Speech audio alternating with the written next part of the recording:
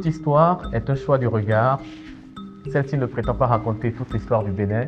Elle suit le fil qui mène du royaume du Dahomey à l'indépendance du 1er août 1960. Mettons-nous d'ailleurs en contexte de 1960. Du 1er août 1960, il est minuit. Nous sommes dans la nuit du 31 juillet au 1er août 1960. Une cérémonie se prépare. Le drapeau français va être abaissé, un nouveau drapeau va monter. Vert, jaune, rouge. Pour beaucoup, c'est une fête. Pour d'autres, c'est l'aboutissement de plusieurs siècles. Depuis Rwebadja, en passant par Agadia, Tegbessou, Gezo, Glélé, Béanzin, jusqu'aux générations qui ont poursuivi le combat autrement. Un même fil n'a jamais été rompu, celui de la souveraineté. Et si nous sommes réunis aujourd'hui autour de cette histoire, c'est parce qu'aucune génération n'est propriétaire du Bénin. Nous ne faisons que le recevoir avant de le transmettre à notre tour. À minuit, Hubert Maga devient le premier président de la République du Dahomey indépendante. Le monde change, le pays aussi, mais soyons honnêtes. L'indépendance n'efface pas tout. Elle n'efface pas les divisions, ni les rivalités, ni les fragilités économiques. Elle ne répare pas instantanément les blessures de l'histoire, parce qu'aucune indépendance ne fait le travail à la place d'un peuple. L'indépendance ouvre une porte. Elle ne la franchit jamais à notre place. Et c'est peut-être là la plus grande leçon de cette histoire. Pendant longtemps, nous avons raconté notre indépendance comme si elle était née en 1960, comme si tout avait commencé cette nuit-là. Mais ce n'est pas vrai. Une indépendance ne naît jamais le jour où le drapeau change. Elle naît le jour où un peuple décide qu'il ne renoncera plus jamais à décider pour lui-même.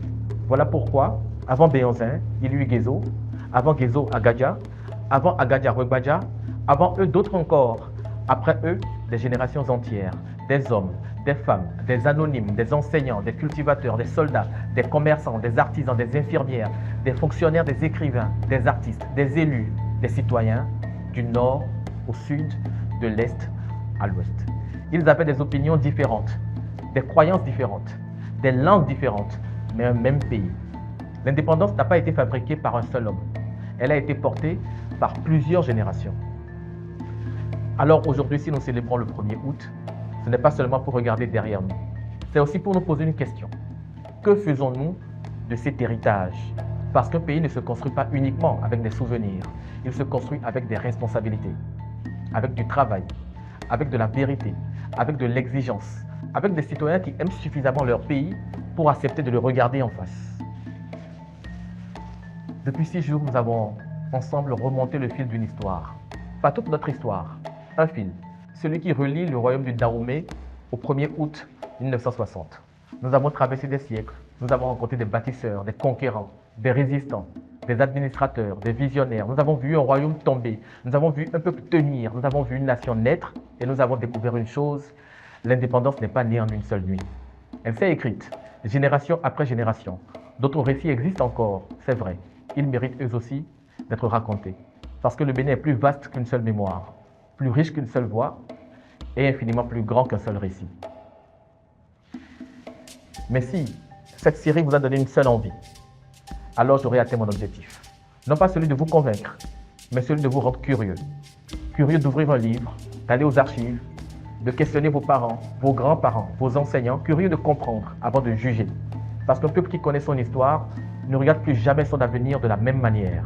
Pendant 6 jours, nous avons regardé d'où nous venions. À partir d'aujourd'hui, il nous appartient de décider où nous allons.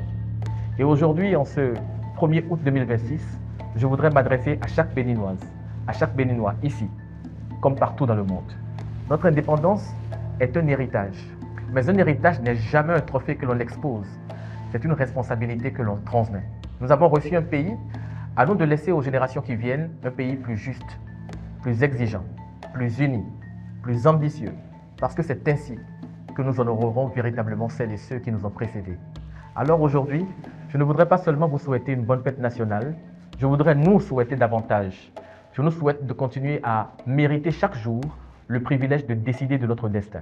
À toutes les Béninoises, à tous les Béninois, bonne fête de l'indépendance et merci d'avoir fait ce voyage avec moi.